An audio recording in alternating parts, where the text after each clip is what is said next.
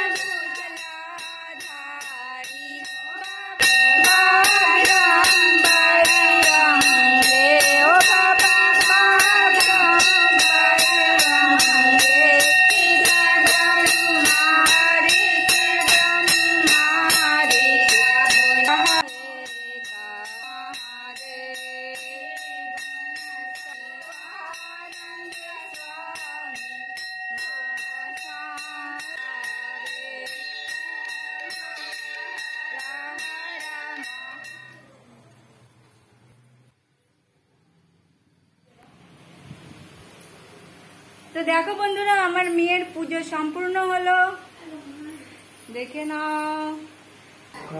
তো কেমন লাগলো আমার মেয়ের পুজো? আমার মেয়ের শাড়ি টাড়ি পরে সেজে গুজে মন্দিরে গেছে। দেখো আমার একটি মাত্র মেয়ে। কেমন লাগলো আমার মেয়ের পুজো? আবার আসবো পরের ভিডিও নিয়ে, ততক্ষণের জন্য জয় মহাদেব।